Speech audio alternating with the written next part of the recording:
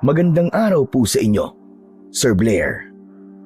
Lalong-lalo na po sa mga giliw niyo pong tagapakinig at taga-suporta sa inyong mga YouTube channel.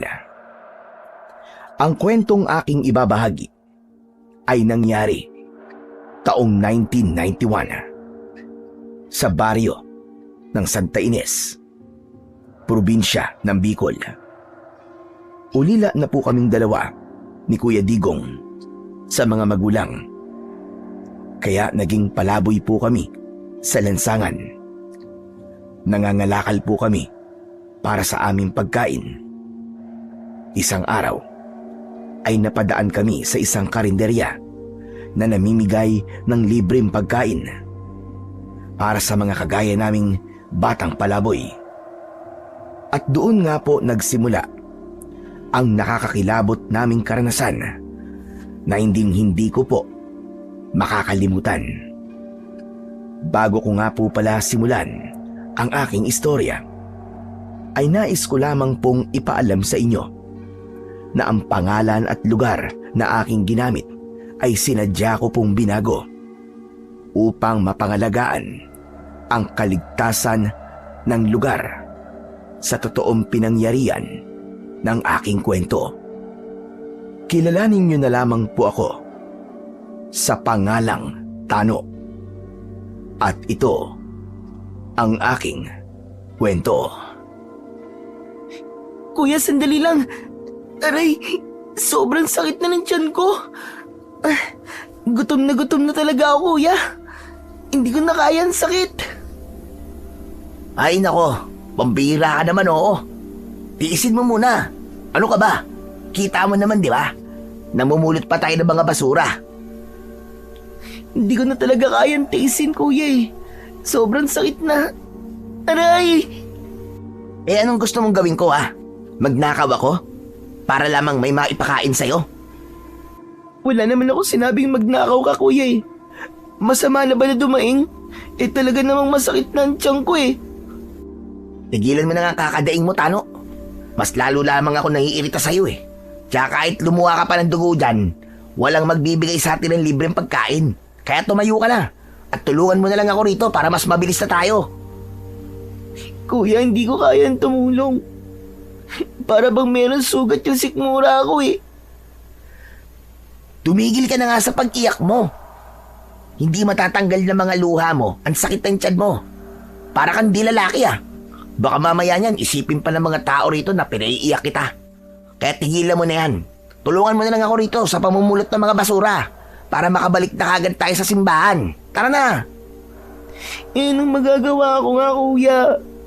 Talagang masakit ng tiyan ko eh. Aray! Ang sakit! Tumigil ka na nga sa pag-iinarte mo. Mas lalo lamang ako natataranta sa'yo eh. Halika na nga, tumayo ka dyan. Kapag tinagalan mo pang pag-upo mo dyan sa gilid ng kalsada, panigurado na mamaya pa tayo makakakain ito. Ay nako, pambihira naman talaga, oo. Makisama ka naman. Hindi yung puro sarili mo lang ang iniisip mo. Nasaktan ako sa sinabing yun ni Kuya Digong dahil totoo naman na masakit ang aking tiyan.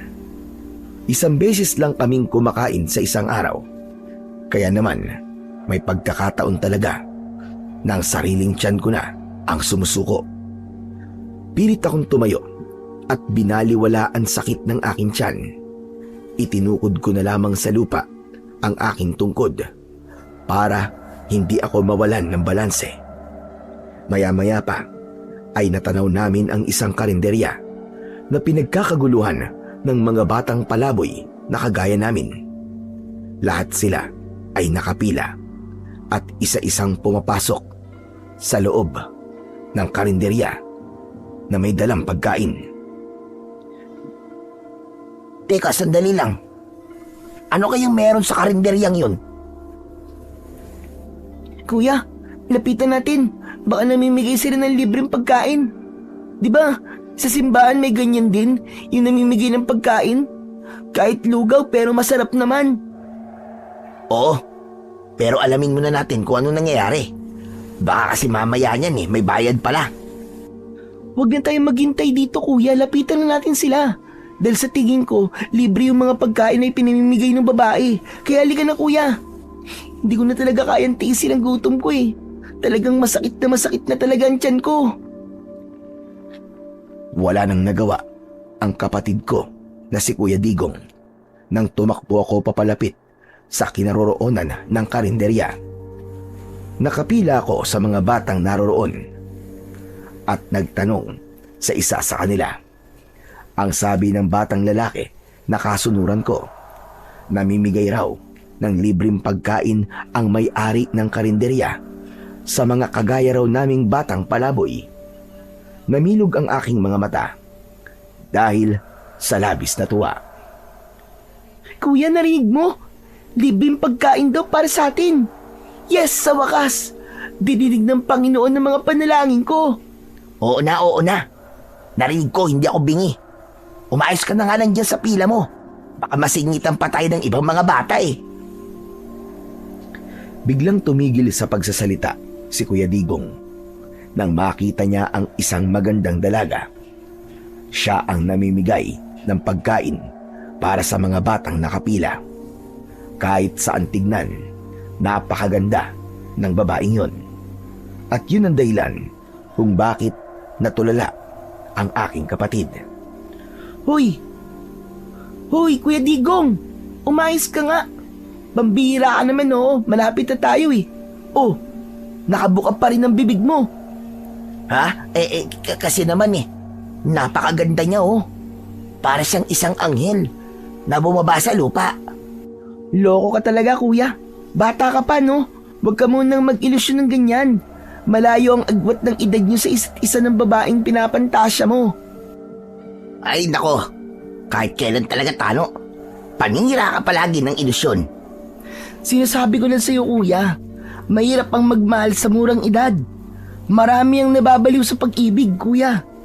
Baka mamaya niyan isa ka pa sa mabiktima na magpapakamatay. Paano na ako kapag nangyari yun? Tumigil ka nga. Puro ka kalokohan, magpapakamatay. Bakit naman ako magpapakamatay? Sige nga. Parang humahanga lamang ako sa tao eh. Ang dami mo na kagad sinabi. Nakasimangot na muling bumaling ng tingin si Kuya Digong sa babae. Ilang sandali pa ay kami na ang inibutan nito ng pagkain.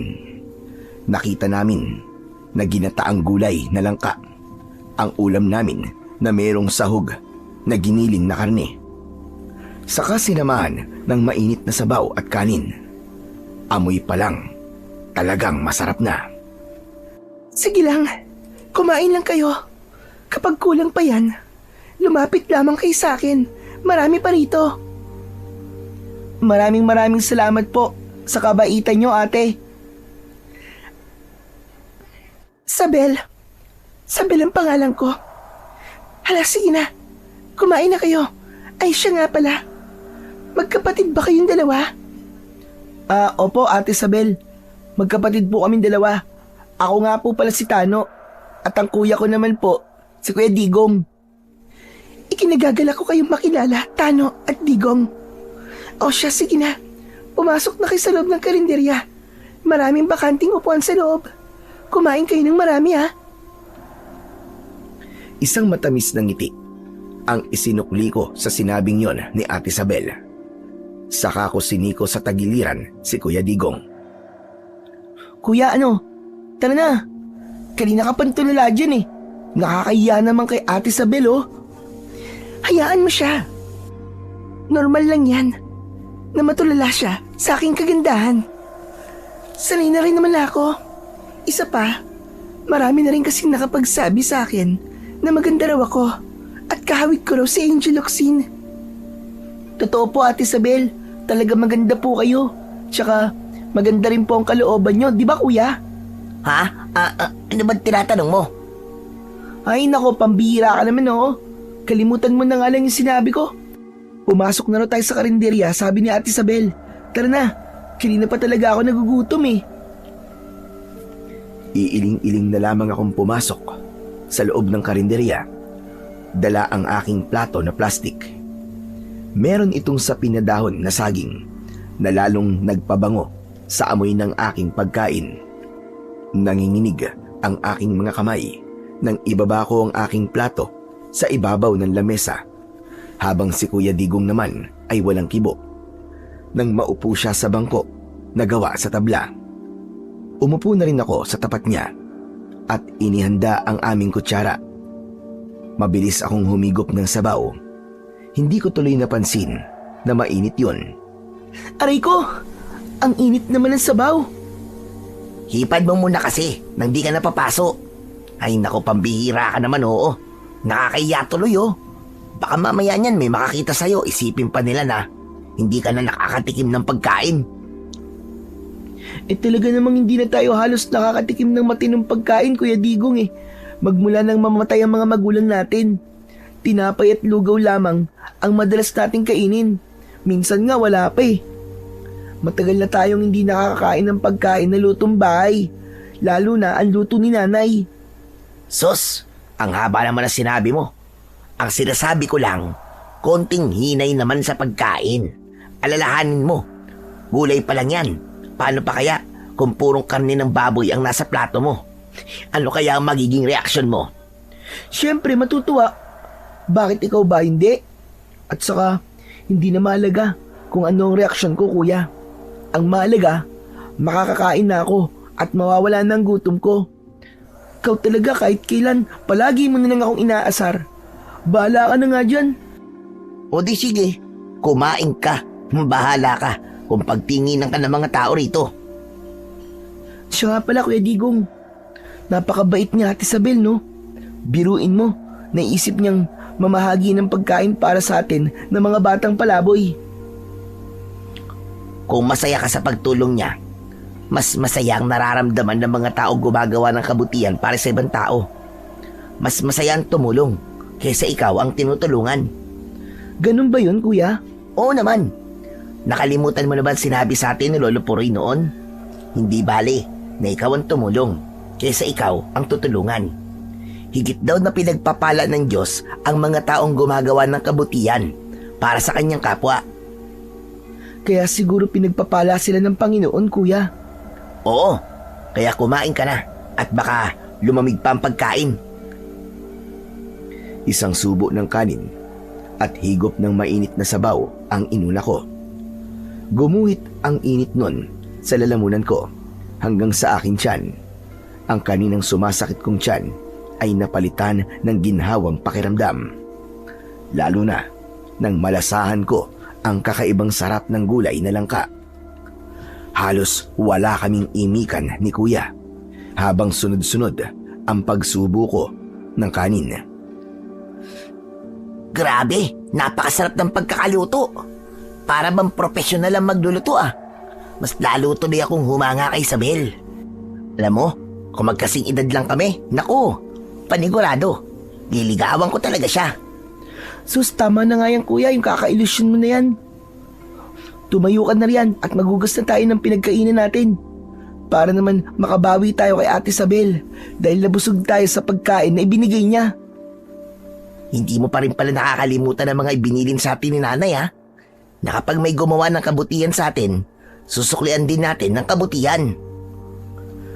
Isang matamis na ngiti ang itinugon ko sa sinabi ni Kuya Digong.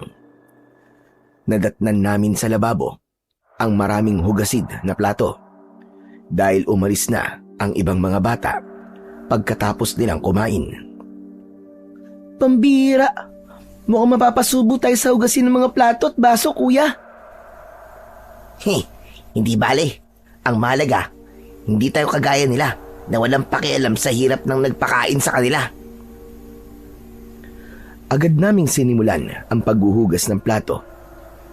Nakalulungkot lamang isipin na sa kabila ng pagiging palaboy ng ibang mga bata, nagagawa pa nilang magtira ng pagkain sa plato nila. Samantalang marami ang nagugutom. Pagkalipas ng isang oras, natapos namin ang mga hugasin. Saka kami lumapit sa pwesto ni Ate Isabel para magpaalam. Nadatnan namin siyang abala sa pagbibigay ng pagkain sa iba pang mga bata na dumating. Ate Isabel, salamat po sa pagkain. Tutuloy na po kami. Nako, maraming salamat din ha at tinulungan niyo ako sa paghuhugas ng mga plato. Kapag nagugutom kayo, huwag kayong mahiyang bumalik dito ha. Opo, Ate Isabel, salamat po uli.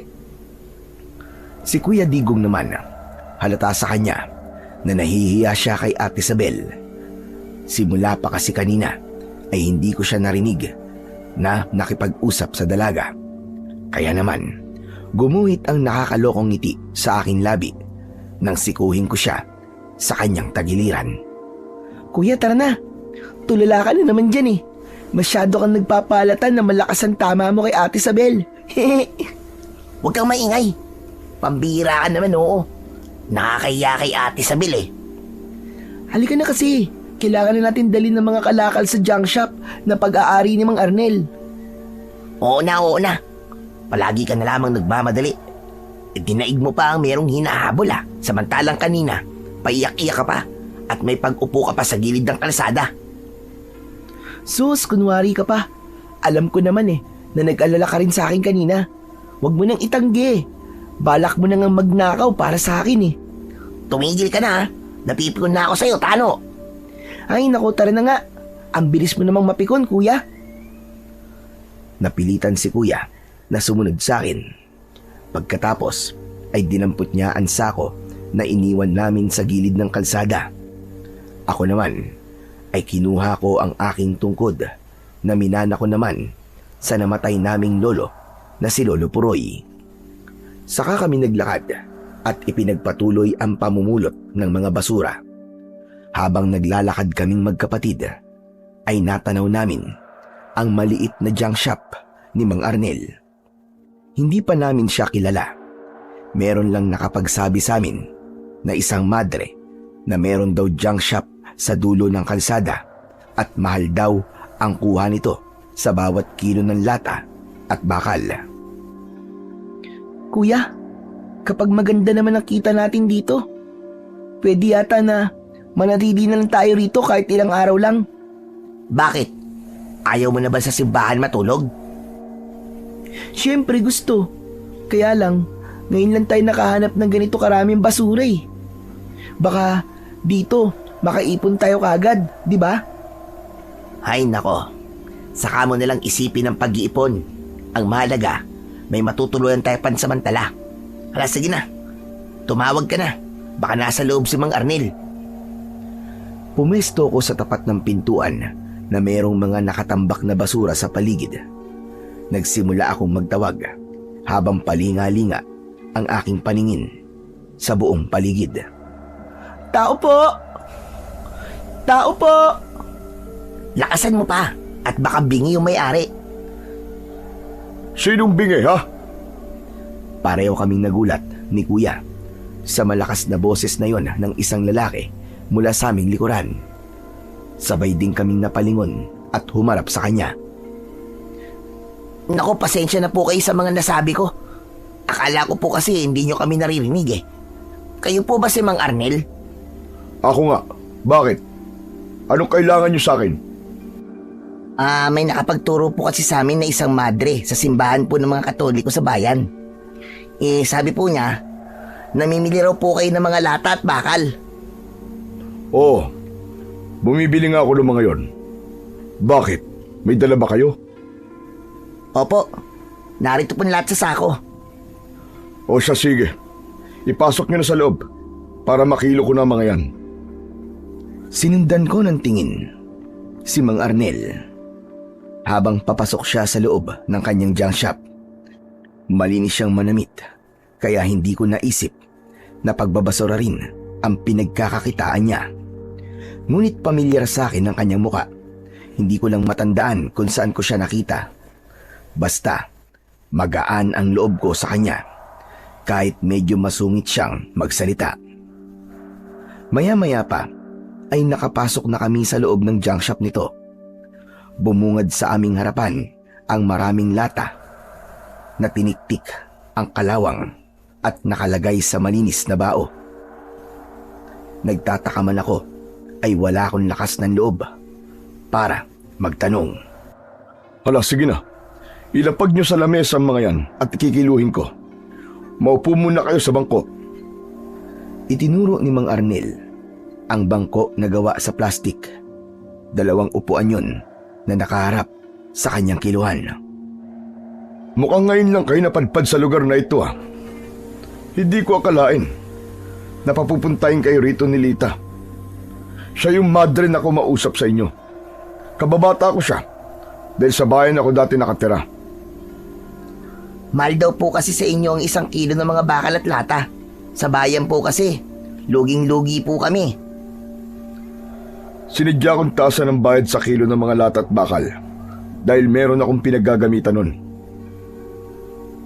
Magkano naman po ang 1 kilo sa inyo, Mang Arnel? 20 ang 1 kilo ng mga bakal at lata. Nakita ko rin na may dala kayong mga bote ng alak. Binibili ko rin ng mga yan ng 5 piso ang isa. Nanlaki ang aking mga mata dahil halos doble ang presyo ni Mang Arnel kumpara sa dati naming pinagbebentahan ng mga kalakal. Marami ang nakuha niyong kalakal ah. Pero dapat, hindi na kayo nagpunta sa lugar na ito. Mapanganib para sa inyo.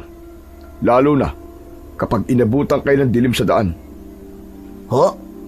Bakit niyo naman po nasabi yun, Mang Arnel? Nagkalat sa lugar na ito ang mga nilalang na hindi nyo dapat makita. Baka kayo ang sunod na mabiktima. Teka. Ang tinutukoy niyo po ba yung mga aswang? Teka, sandali lang. Paano mo nalaman ang tungkol sa mga aswang? Biktima po kami ng mga aswang, Mang Arnel. Ulila na po kami dahil pinatay po ng mga aswang ang pamilya po namin. Paano nyo nalaman na mga aswang nga ang pumatay sa kanila? Nakita po namin ang mga nangyari. Ngunit wala po kaming nagawa kundi ang panoorin silang patayin ng mga nilalang na yon. Ang masaklap pa po, wala pong naniwala sa amin noong mga panahon yon. At ipinagpalagay pa ng mga pulis na kagagawan lang daw yon ng isang baliw na tao. Yung bang mga agit. Yan ang pinakamasakit na katotohanan. Marami ang pinatay ng mga aswang, ngunit hindi nila nakakamit ang kanilang hustisya. Kagaya nyo, biktima rin ako ng mga aswang. Namatay ang aking mga magulang at kapatid nang dahil sa kanila. Nakita niyo rin po ba sila habang inaatake sila ng mga aswang? Hindi. Ngunit alam kong aswang ang may gawa nun dahil manunugis ng aswang ang aking ama. Huli na, nang ako'y dumating dahil wala na sila. Wala na rin akong nadatnan na katawan nila dahil dinala sila ng mga pulis. Sa sobrang sakit, halos hindi ko makayanang tignan ang kanilang mga bangkay. Kaya, nagpakalayo-layo ako nang hindi ko man lang sila naihahatid sa huli nilang hantungan. Kaya ako na mismo ang naghahanap ng hustisya para sa kanila. Kung ganun po, naghahanap po kayo ng mga aswang, Mang Arnel? Oo, kaya nga ako narito. Kaya nga nagtataka rin ako sa inyo Bakit kayo narito sa lugar na to?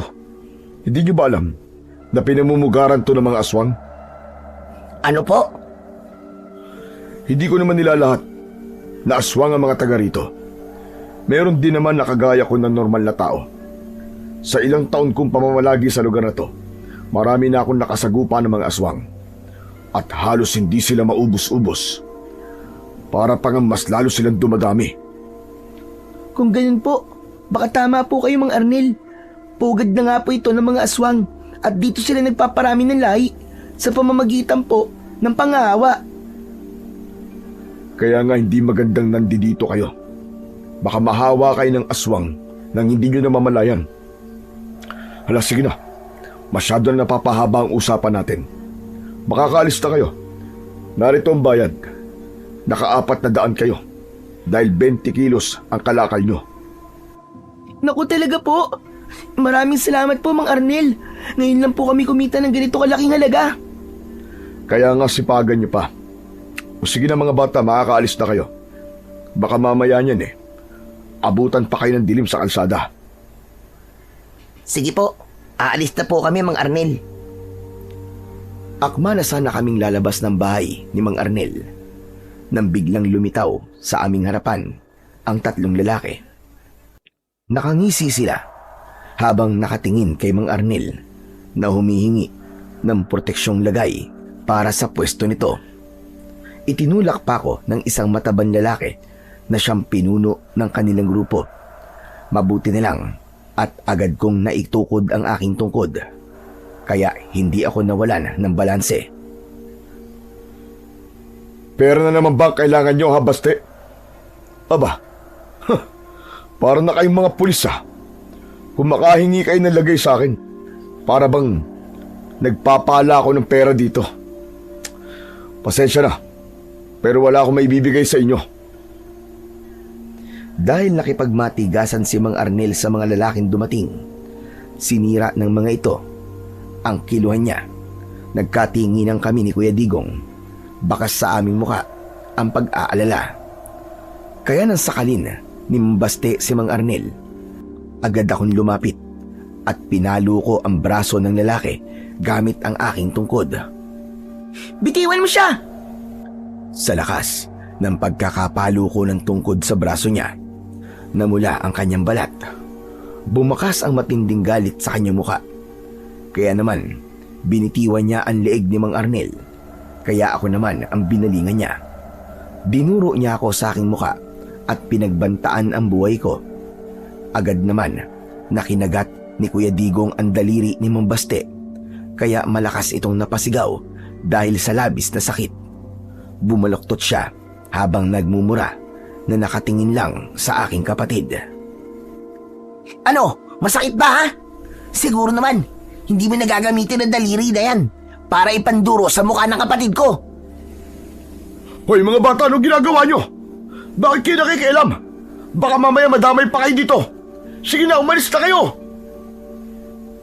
Hindi po kami aalis dito, Mang Arnel. Tsaka hindi po kami natatakot madamay. Nagtatrabaho po kayo ng patas. Pagkatapos sila, nagpapalaki lamang ng tiyan para mangurakot sa inyong pinaghirapan. Hindi po kami tatayo rito at manonood lang. Kailangan nilang malagot sa pananamantala nila sa kahinaan ng ibang tao. Hindi nagustuhan ni Mang Baste ang mga sinabi ko. Kaya naman, inutusan niya ang kanyang mga tauhan para hawakan ako. Ngunit bago pa sila makalapit sa aking kinaroroonan, naunahan ko na sila ng palo na tumama direkta sa kanilang leeg. Napaatras ang mga ito at napangiwi ang kanilang muka dahil sa labis na sakit. Muli silang lumapit sa akin, ngunit sinalubong ko sila ng hagupit ng tungkod na tumama naman sa kanilang muka at dibdib. Bumagsak ang dalawa sa sahig na lupa. Si Mang Arnel naman ay napatulala at nagtataka sa aking galing sa paggamit ng tungkod. Hindi siya makapaniwala na nagawa kong umatake sa mga kalaban kahit hindi ako umaalis sa aking kinatatayuan. Maya-maya pa ay biglang nagsalita si Kuya Digong. Ano? Hindi pa ba kayo aalis, ha? O baka gusto nyo mapahiya? Dahil napahiya na talaga ang maangas na lalaki. Sinubukan niyang sunggaban ako, ngunit humarang si Kuya Digong at sinalubong niya ng suntok ang maselang bahagi ng katawan nito. Bumagsak ang lalaki sa lupa habang namimilipit sa labis na sakit. Napangisi pa ng nakakaloko si Kuya Digong at ipinakita niya kay Mang Baste ang pag-ihip niya sa kanyang kamao na parabang may hawak siyang baril na umuusok. Yan ang napala mo. Sabog ang pula ng manoy mo. Sabi nang umalis na kayo pero ang kapal ng mukha ninyong manggulo rito. Hindi naman pala kayo uubra sa aming magkapatid Kami lang pala katapat nyo. Dala ng labis na takot ng tatlong lalaki, halos magsiksikan sila sa paglabas sa pintuan ng junk shop. Napatingin naman kami sa gawi ni Mang Arnel. Mang Arnel, hindi na po kayo nakapagsalita. Wala na po mga taong nanggugulo sa inyo. Hindi na po nila kayo guguluin. Mang Arnel, Akala ko po ba manunugis po kayo ng mga aswang. Bakit po hindi kayo nakaporma kanina? Ha? Nagulat ako sa inyo eh. Ang husay niyo palang makipaglaban. Hindi ako makapaniwala na ganyan kayong kumilos sa kabila ng kalagayan ninyo. Lalo ka na. Maliit na bata ka pa eh. Paano mo nagagawa yun? Tano po ang pangalan ko. At hindi po maliit na bata. Siya naman po ang kapatid ko na si Kuya Digong. Tinanay po kasi kami ni Lolo pagdating sa pakikipaglaban nung 5 taong gulang pa lamang po si Tano. Kung hindi niyo po naitatanong mahusay rin po na manunugis ng mga aswang ang lolo po namin. Mahusay rin po siya sa paggawa ng iba't ibang klaseng agimat. Pati na po sa paggawa ng mga sangkap laban sa mga aswang. Kagaya po ng hawak na tungkod ni Tano. Bakit? Ano bang klaseng agimat ang hawak na tungkod ni Tano? Gawa po ito sa kahoy ng kalamansi na inalagaan po ng orasyon ni Lolo. Ayon po sa kanya, tinamaan daw po ito ng kidlat. At itong bahagi lamang daw po ng katawan ng puno ang hindi nasunog. Malupit din daw po itong panlaban na sandata sa mga aswang. Hindi raw talaga nila kakayanin ang sakit nito kapag tumama sa katawan nila. Kahit ba sa normal na mga tao, pareho lamang ba ang epekto ng tungkod? Opo, Mang Arnel. Nakita niyo naman po, di ba? Yung nangyari kanina sa 3 lalaki. Kaya pala sobra sila nasaktan kanina. Kahit malalaki ang katawan nila, ay wala silang nagawa sa epekto ng tungkod mo, Tano. Kung ganun, hindi naman pala ako kailangan mag-alala sa inyo. Dahil kaya niyo naman palang ipagtanggol ang sarili niyo laban sa mga masasamang nilalang. Siyang tunay po, Mang Arnel. Kaya wag niyo na po kaming alalahanin. Siya nga po pala, Mang Arnel. Kailangan na po naming umalis para hindi na rin po kami abutan ng dilim sa daan. Ay, mabuti pa nga. Teka, maraming salamat nga pala sa pagtulong niyo sa akin. Wala pong ano man yun, Mang Arnel. Mag-iingat na lamang po kayo sa mga susunod pang aswang na makakasagupa po ninyo. Isang tangulang ang itinugon sa akin ni Mang Arnel at inihatid niya kami hanggang sa labas ng kanyang bakuran. Hinabol niya kami ng tanaw habang nakangiti. Samantala, kahit maaga kaming umalis sa bahay ni Mang Arnel, inabutan pa rin kami ng dilim sa kalsada.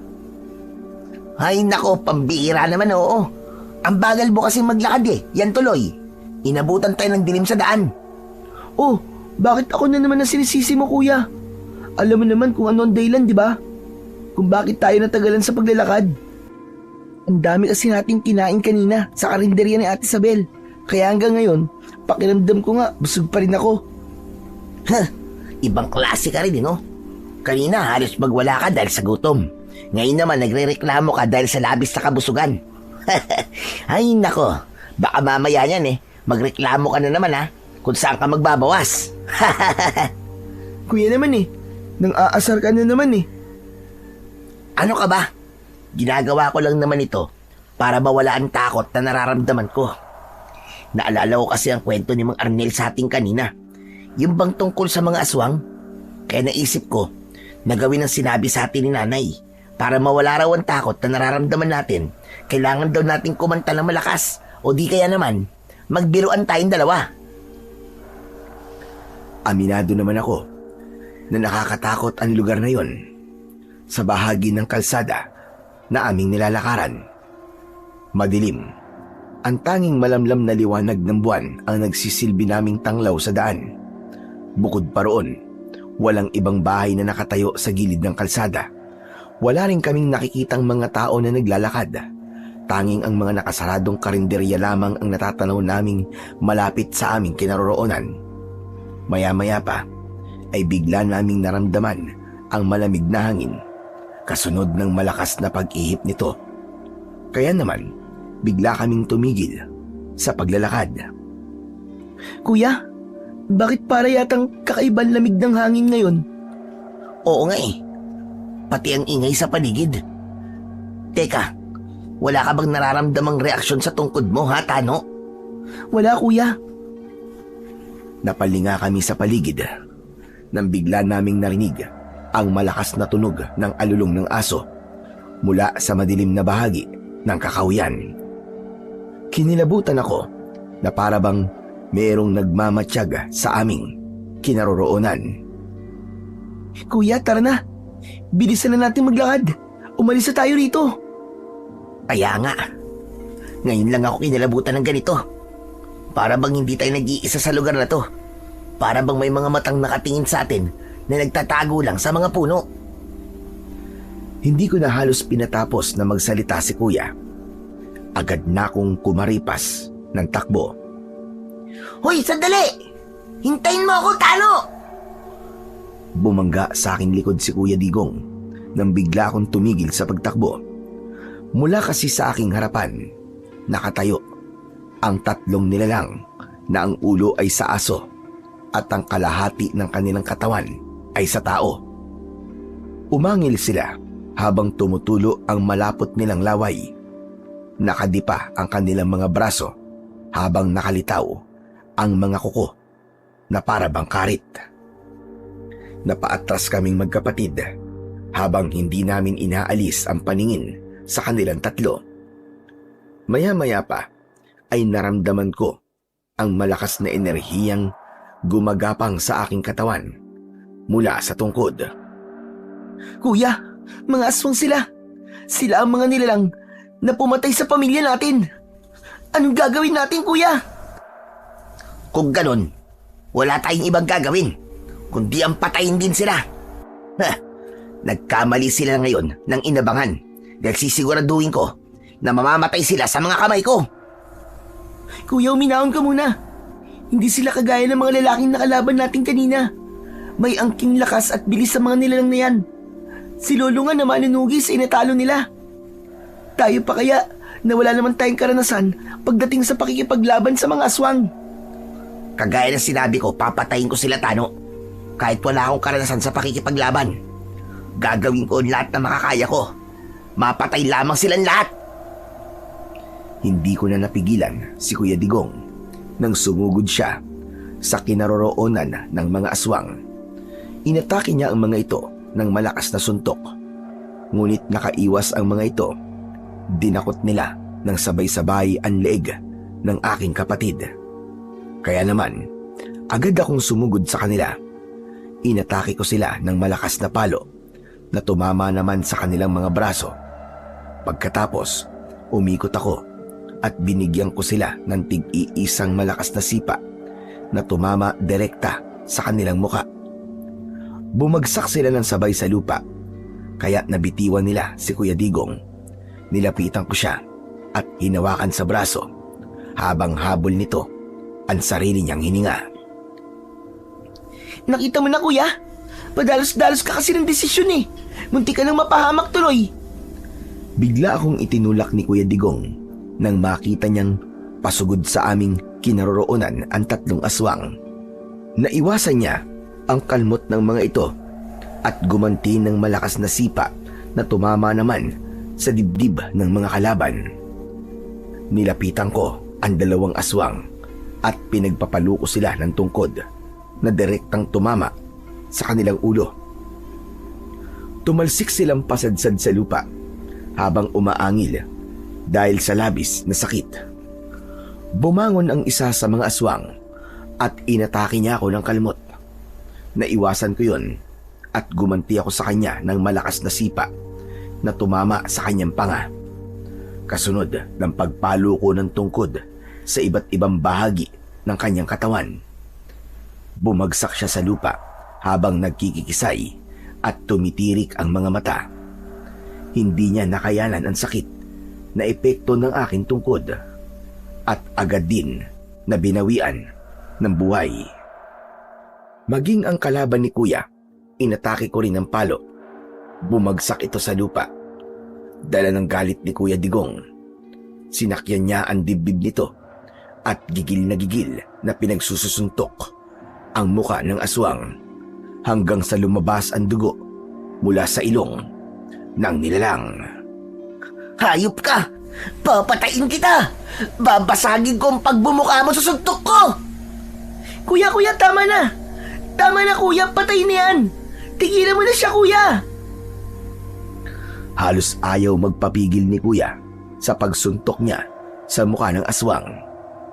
Hindi pa siya nasiyahan, nilapitan niya ang dalawa pang aswang at sinuntok niya rin ang mukha ng mga ito.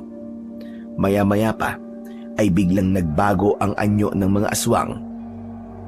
Tumambad sa aming paningin ang mukha ng 3 lalaki na nanggulo sa junk shop ni Mang Arnel. Anak ng putya. Sinasabi ko na nga ba't masasamang nila lang ang mga taong to eh. Tinambangan nila tayo para bawian. Kuya, wala silang mga saplit sa katawan. Ngunit may makintab na likido sa kanilang balat. Natatandaan mo pa ba ang kwento sa atin ni Lolo Puroy dati? Oo. Tandang-tanda ko pa, Tano. Ang mga ganyang klaseng nilalang na gumagamit ng langis, sila ang mga aswang na nag-aanyong aso na kung tawagin sa ating baryo ay aswang na asbo. Nag-aaplas sila ng langis sa katawan nila kapag magpapalit sila ng anyo. At kapag namatay sila, babalik sila sa tunay nilang anyo bilang tao. Tama ka, Kuya Digong. Kapag nasa anyo na sila bilang isang tao sa pagsikat ng araw, agad-agad silang masusunog. Matutunaw sila at magiging abo ang katawan. Ngunit kung walang araw kinabukasan, maaari silang makita ng mga tao at isipin nila na sila ay biktima ng mga aswang. Kailangan na nating umalis sa lugar na to. Nasisiguro ko na ang mga nilalang na to ay hindi nag-iisa. Kailangan bago nila malaman na tayo ang pumatay sa kanilang mga kasama, dapat handa na tayong lumaban sa kanilang puwersa. Ang inaalala ko, kapag nalaman ng kanilang pinuno ang ginawa natin sa kanyang mga alagad, baka madamay ang mga tao rito. Wala kang dapat alalahanin, Kuya. Hindi ba't ito naman ang gusto natin mangyari? Ang ubusin sila at patayin ng kanilang puwersa. Tayo nang bahala sa mga tao. Poprotektahan natin sila kahit na anong mangyari. Inilinga namin ang aming paningin sa paligid. Muli kong sinulyapan ang katawan ng 3 lalaki. Kitang-kita ko ang marami nilang sugat sa katawan, dulot ng aking tungkod. Napatunayan ko na ang epekto ng aking sandata ay malalim na sugat na hindi kayang pagalingin ng mga aswang. Maya-maya pa ay nauna nang maglakad si Kuya Digong. Halika na, Tano. Bilisan mo na sa paglalakad. Oo, Kuya. Nariyan na. Agad akong tumakbo, pahabol kay Kuya Digong. Maya-maya pa ay bigla naming natanaw ang isang matandang lalaki na walang malay sa gilid ng kalsada. Kuya, may matandang lalaki na nakaiga sa kalsada sa bandang yun, oh. Naku po, Diyos ko. Oo nga, no. Baka inatake siya ng aswang kanina. Halika, lapitan natin. Tulungan natin siya. Nagmamadali kaming lumapit sa kinaroroonan ng matandang lalaki. May sugat siya sa noo at may kalmot ang kanyang braso. Tama ako. Inatake nga siya ng aswang dahil sa sugat niya na para bang nanggaling sa kalmot ng aswang. Lo, gising po. Lo, gumising po kayo. Tinapik-tapik ko ang kanyang pisngi para siya ay magising, habang si Kuya naman ang nanghihilot sa braso ng matanda. Sabay tukod niya ng kanyang daliri sa sikmura nito. Maya-maya pa, bigla siyang huminga ng malalim. Diretso ang kanyang pagbangon at napatingin sa amin. Lo, ayos lang po ba kayo? Hindi ako ayos. May aswang. Mga aswang ang nakita ko. Tulungan niyo ako. Hindi ako maaaring magkamali. Aswang! Aswang ang umatake sa akin! Nakita po namin ang mga aswang, Lo. Pero wala na po sila. Kaya ligtas na po kayo. Huwag po kayo mag-alala. Teka, sandali lang. Sino ba kayo, ha? Ako po si Tano at siya naman po ang Kuya Digong ko. Ayos lang po ba kayo? Meron po kasi kayong sugat sa braso at sa ulo. Ay, nako, pambihira. Yun na nga inatake ako ng aswang habang pabalik ako sa aking karinderya. Ano po? Karinderya? Kung ganun po, kayo po nagmamayari ng nag-iisang karinderya dito sa baryo? Oh, Ako may-ari ng karinderya at ako rin ang nagluluto sa mga pagkain na ipinamamahagi namin sa mga batang palaboy. Sandali lamang po. Bakit po kayo narito sa labas? Gabi na. Hindi po ba't mapanganib? Nagtapon lang naman ako ng basura sa labas nang makarinig ako ng humihingi ng saklolo. Nilapitan ko naman dahil akala ko nga totoong may kailangan ng tulong ko. Nagulat na lamang ako nang tumambad sa aking harapan ng 3 aswang na asbo. Pinagtulungan nila akong atakihin. Mabuti na lamang at may narinig silang mga bata na nagtatawanan. Kaya naman, iniwan nila ako. Diyos ko, ay sobrang takot ko talaga. Bigla akong nawalan ng malay. Kuya, baka narinig ng mga aswang na tawanan ay mula sa ating dalawa. Oo nga, tama kayo. Baka nga yun. Mabuti na lamang talaga at nailigtas ako ng ingay nyo. Aba teka, nasa na nga pala ang mga aswang? Nakita po namin sila tumakbo po sa kakauyan. Inakala po siguro nila na nandun po kami. Pagsisinungaling ko dahil hindi dapat malaman ng matanda na pinatay na namin ang 3 aswang. Mabuti naman pala at hindi nila kayo nakita. Kaya nga po eh. O siya, halina po kayo. Aalalayan po namin kayong tumayo. O siya, sige. Alalayan niyo muna akong maglakad. Medyo nahihilo pa kasi ako. Baka pwede niyo rin akong iatid hanggang doon sa karinderya ko. Sige po, aalalayan po namin kayo maglakad. Isa pa, ipagamot niyo po kagad kay Ate Isabel ang sugat niyo sa noo at braso. Teka, paano niyo nakilala ang aking apo na si Isabel? Siya po kasi nagbigay sa amin ng pagkain kanina. Tignan mo nga naman ang pagkakataon. May kapalit kagad ang kabutihang ibinigay namin sa mga bata. Agad naming pinagtulungang alalayan ang matanda na nakilala namin sa pangalan na Lolo Puti. Pagdating namin sa tapat ng karinderya, ay agad kaming pumasok sa loob nun. Tinawag ng matanda ang kanyang apo na si Ate Isabel. Bumakas sa kanyang muka ang pag-aalala nang makita niyang sugatan ang matanda. Diyos ko! Lo, ano po nangyari sa inyo? Hay nako apo, inatake ako ng mga aswang na asbo habang nagtatapon ako ng basura sa labas. Mabuti na lang at maingay itong 2 bata, kaya naitaboy nila ang mga aswang. Nakita niyo na po ang nangyari sa inyo, Lolo Puti. Ang tigas-tigas po kasi ng ulo niyo eh. Sabi ko naman po sa inyo, huwag na po kayo lumabas ng bahay at sa umaga na lamang po natin itatapon ng mga basura. Mabuti na lamang at walang nangyaring masama sa inyo, Lo. Pero ayan, may sugat pala kayo sa noo at braso. Ay siya, tama na muna ang kakasermon. Ang mahalaga naman ay ligtas na ako. Asikasuhin mo na lang ang magkapatid. Baka may natitira ka pang pagkain dyan. Initin mo at pakainin mo silang 2. Naku, wag na po kayo mag-abala, Lolo Puti. Busog pa naman po kami ni Kuya Digong eh. Sigurado ba kayong 2? Opo. Huwag niyo na po kaming alalahanin. Ay, siya nga po pala, Lolo Puti. Bakit po mababait po kayo sa mga batang palaboy na kagaya po namin? Dati rin kasi akong palaboy.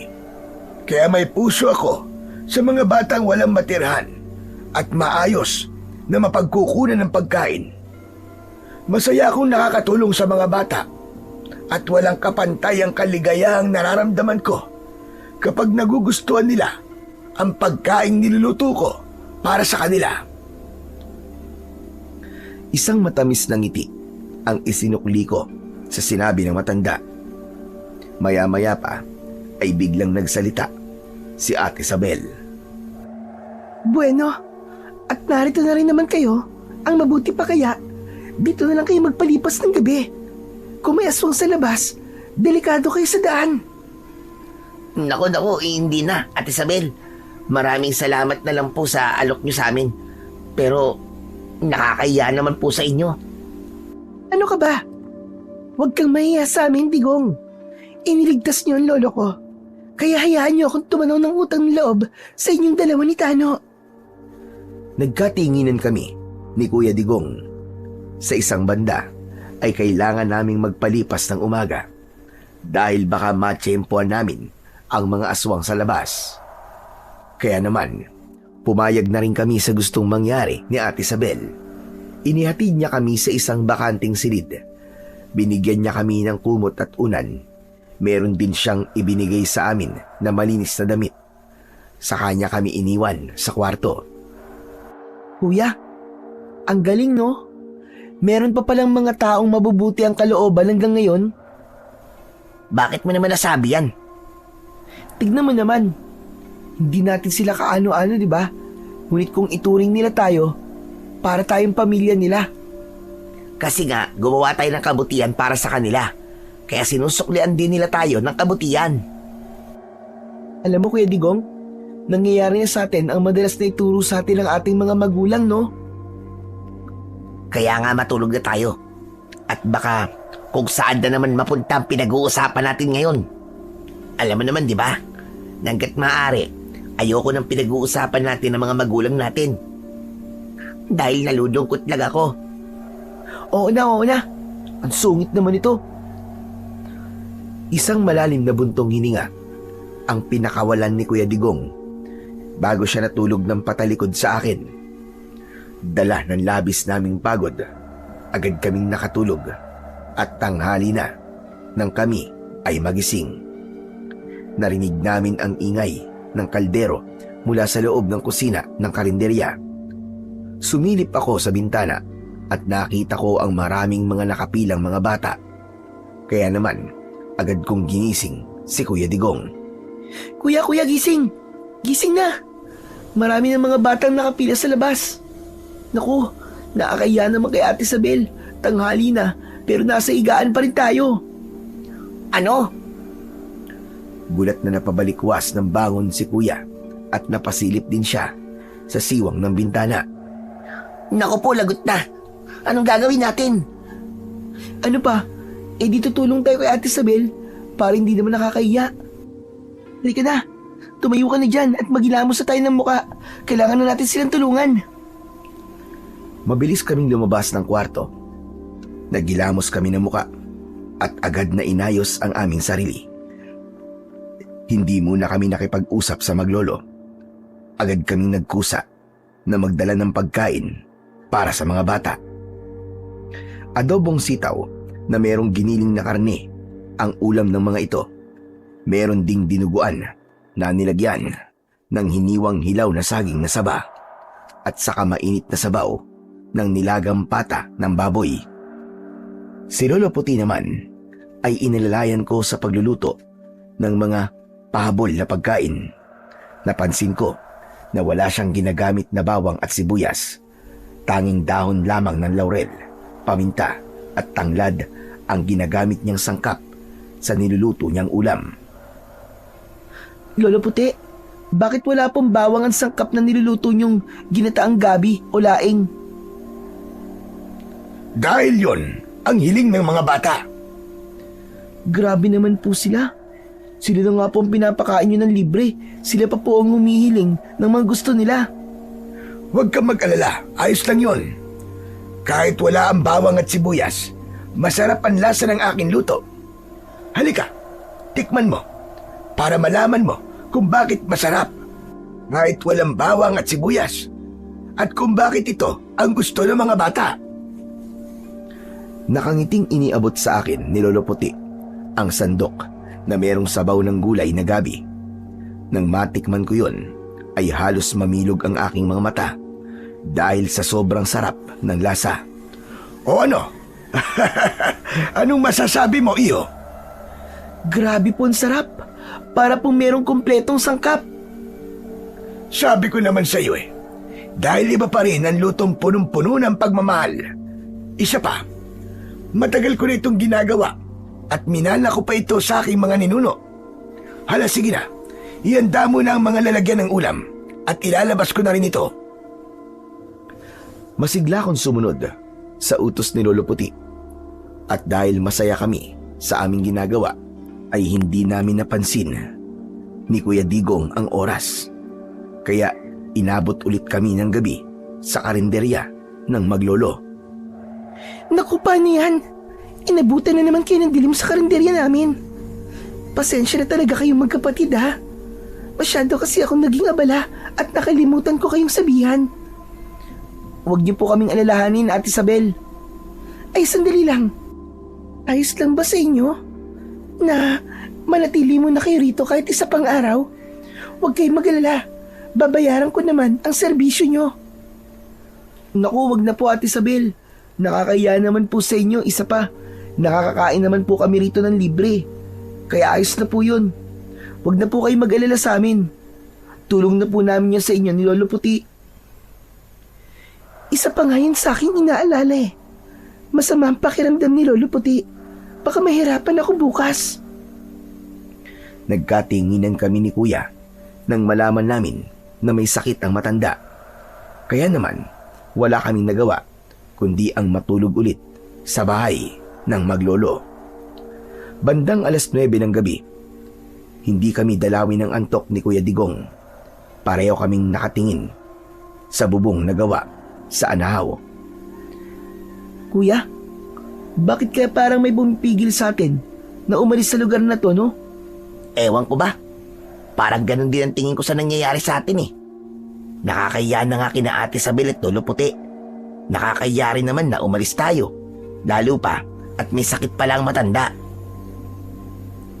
Habang nag-uusap kami ni Kuya Digong, biglang may narinig kami na maingay mula sa labas ng bahay. Para bang merong komosyon na hindi ko mawari. Kaya naman, sinilip namin ang siwang ng bintana. Ganun na lamang ang panlalaki ng aming mga mata nang makita namin si Mang Arnel habang nakikipaglaban siya sa 2 aswang na asbo. Patuloy niyang iniiwasan ang mga kalmot ng mga ito. Sabay ganti niya ng taga sa mga kalaban na hindi rin naman tumatama. Kuya, nasa panganib si Mang Arnel. Teka, bakit siya nandito? Ay naku, pambihira naman talaga, oo. Palagi na lamang siya nalalagay sa panganib. Naunang lumabas ng bintana si Kuya Digong habang dala niya ang kahoy na pantukod sa bintana. Ako naman ay hinagilap ko ang aking tungkod at maingat din na lumabas sa bintana. Nang lumapat ang aking mga paa sa lupa, ay mabilis akong lumapit sa kinaroroonan ng mga aswang. Agad kong pinalo sa ulo ang aswang na unang sumugod sa akin. Bumagsak siya sa lupa habang umaangil ng malakas. Hinampas ko ang kanyang bibig upang hindi ito lumikha ng ingay. Nagkikikisay ang katawan ng aswang habang tumitirik ang kanyang mga mata. Si Kuya naman ay pinalo niya ng pangtukod sa bintana ang isa pang aswang. Nang bumagsak ito sa lupa, inilabas ni Mang Arnel ang asin mula sa kanyang bulsa at sinabuyan niya ang mga ito sa katawan. Biglang nagliyab ang katawan ng mga asbo hanggang sa maging abo. Habol ang hininga na napatingin sa amin si Mang Arnel. Sinasabi ko na nga ba't kayong nakita ko kaninang tanghali? Ano ginagawa niyo rito? Akala ko ba nakauwi na kayo?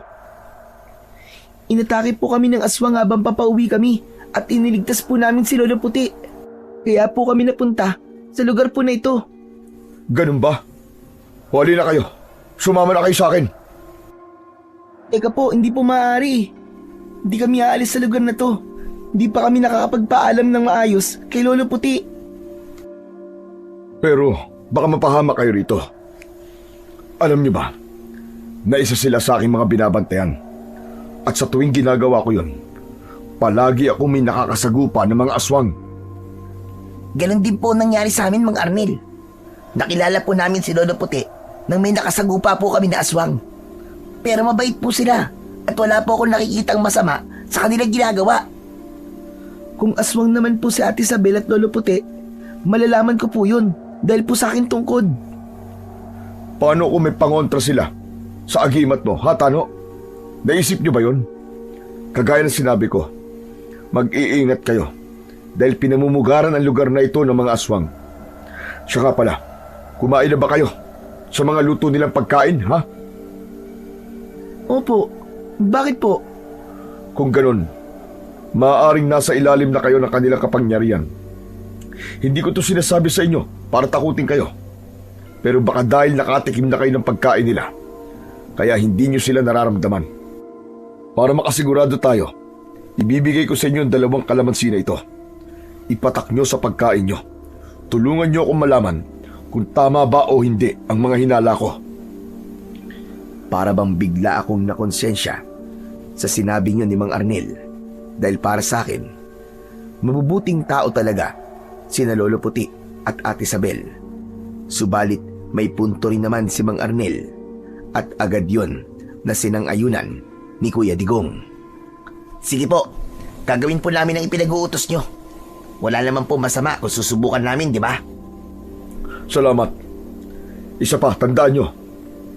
Kapag nakatikim kayo ng pagkain nila sa loob ng 3 araw, baka mangyari rin sa inyo ang nangyari sa aking asawa.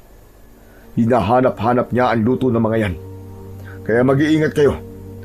Yan ang dahilan kung bakit ko sila pinag-iisipan ng masama. Dahil meron na akong pinagbabatayan. Nasaan na po ang asawa nyo, Mang Arnel? Patay na siya. Naging aswang siya at pinatay ko. Siya ang nakiusap sa akin na tapusin na ang kanyang paghihirap. Sinabi niya rin sa akin na matyagan ang maglolo na yon. Kaya kailangan ko ang tulong nyo. Dahil kayo ang nakapasok sa kanilang lungga. Sige po, handa po akong tumulong sa inyo, Mang Arnel. Pagkatapos magpaliwanag ni Mang Arnel, ay umalis na siya. Iniwan sa amin ang 2 kalamansi. Kahit nakahiga na kami sa aming katre, hindi pa rin kami dalawin ng antok dahil pinag-iisipan namin kung ano ang aming magiging plano. Kinabukasan ay maaga kaming nagising at tinulungan si Ate Isabel. Bandang tanghali, oras na yon ng pagkain namin ni Kuya. Kumuha ako ng ulam at kanin na inilagay ko sa plato. Maya-maya pa, narinig ko ang boses ni Ate Isabel mula sa aking likuran. Mukhang malalim ang iniisip mo hata, no? Napalingon ako sa kanya at napatitig sa kanyang mga mata. Ha? May iniisip lamang po ako. Ganun ba? Hala, sige na. Kumain na kayo ni Digong. Agad akong umalis sa harapan ni Ate Isabel. Subalit, nang tumapat ako sa pintuan, bigla siyang nagsalita at mariin na napatitig sa aking bulsa. Teka, ano ba yung bilog na yan sa bulsa mo, Tano? Biglang bumundol ang kaba sa aking dibdib. Hindi niya pwedeng malaman na meron akong kalamansi sa bulsa. Ha? Naku, wala po to, Ate Isabel. Holin ko po ito na madalas ko pong pinaglalaruan sa tuwing nalulungkot po ako. Palagi po itong nasa loob ng bulsa ko dahil bigay pa po ito sa akin ni Nanay. Para kasing naamoy ko ang kalamansi mula sa bulsa mo eh. Ano, kalamansi? Nako, saan naman po ako kukuha ng kalamansi? Biglang nawala ang pag-aalala sa mukha ni Isabel. Isang bagay na nagbigay lalo sa akin ng pagdududa na baka nga aswang ang magandang babae. Hala, sige na. Kumain na kayo. Sige po. Ay, teka. Saan mo dadali ng pagkain? Sa kwarto po namin. Nahiya po kasi kami ni Kuya kumain sa loob ng karinderya niyo eh. Ganun ba? O sige, bilisan niyo na lamang kumain ha. At marami pa tayong gagawin para mamaya ay maaga kayong makauwi sa inyong dating tinutuluyan. Yun ang huling araw namin sa karinderya. Kaya kailangan naming magawa ang mga ibinilin sa amin ni Mang Arnel. Pagpasok ko sa loob ng kwarto namin, ay bahagya pa akong nagulat nang madatnan ko si Mang Arnel. Kausap niya si Kuya Digong. Nalaman ko na sa bintana ito dumaan para ibigay ang maliit na punyal kay Kuya Digong. Yan na ba ang pagkain natin, Tano? Oo, Kuya. Kaya lang mag-iingat tayo. Muntik akong mahuli ni Ate Isabel na meron akong kalamansi sa bulsa. Mabuti na lamang at naniwala siya na holin lang ang nasa bulsa ko. Sige na, bilisan niyo ng kumilos. Hiwain niyo na ang kalamansi at patakan niyo ang pagkain para makita niyo. Pero ginatang lang ka lamang po ito, Mang Arnel. Basta, gawin niyo na. Nanginginig ang aking mga kamay nang simulan kong pigaan ng kalamansi ang aming ulam. Nang pumatak ang katas nun sa gulay, nakita ko na kumulo yun at merong lumabas na usok. Tumambad sa aming paningin ang tinadtad na kuko. Meron din na balat na hindi naman balat ng baboy. Nagkatinginan kami ni Kuya Digong at nang matiyak namin na karne yun ng tao, nagunahan kaming dalawa sa bintana at sabay na sumuka. Yun ang masaklap na katotohanan sa buhay namin ng aking kapatid. Nakakain kami ng karne ng tao. Hindi lang kami, pati na rin ang lahat ng mga taong kumain sa karinderya ng Maglolo. Diyos ko, sinasabi ko na nga ba't totoo ang hinala ko sa kanila? Nanghihina kaming napaupo sa sahig. Mas lalo kaming kinabahan nang biglang merong kumatok mula sa labas ng pinto ng aming silid at narinig namin ang boses ni Lolo Puti. Kano? Digong! Ano ba nangyayari dyan sa inyo sa loob? Bakit parang may nagsusuka? Buksan niyo nga ang pinto! Nagkatinginan kaming tatlo at hindi namin malaman ang gagawin. Bigla ang pagbilis ng tibok ng aking puso dahil sa pag-aalala. Mabuti na lamang at nakatalon kagad sa bintana si Mang Arnel. Dala ang aming pagkain, binuksan namin ang pinto at bumungad sa aming harapan ang matanda. Ano ba nangyayari sa inyo? Narinig kong nagsusuka kayo. Masama po kasi ang pakiramdam namin, Lolo Puti. Mukhang nahawa po kami nilagnat sa inyo nung gamutin po namin kayo kagabi. Abay, ganun ba? Ala, sige. Magpahinga na lamang muna kayo at ipapasarado ko na lamang kay Isabel ang karinderya para makapagpahinga kayo ng maayos. Salamat po, Lolo Puti. May higa na po muna kami. O siya, sige na. Magpahinga na muna kayo at kailangan ko rin na magpahinga. Baka ako'y mabinat. Saka lamang kami nakahinga ng maluwag nang umalis na ang matanda sa aming harapan. Kuya, anong gagawin natin ngayon? Wala tayong ibang gagawin kundi ang magbatsyag. Kagaya na napag-usapan namin ni Mang Arnel habang wala ka. Huwag ka mag-alala, Tano. Tutulungan tayo ni Mang Arnel. Ngayong nalaman na natin ang sikreto nila, Kuya, anong gagawin natin sa mga taong nakatikim ng pagkain sa karinderya? Hindi natin sila lahat may liligtas. Dahil nahuli na tayo ng dating. Marami na sa kanila ang may hawa ng aswang. Hawa ng aswang? Paano nangyari yung Kuya?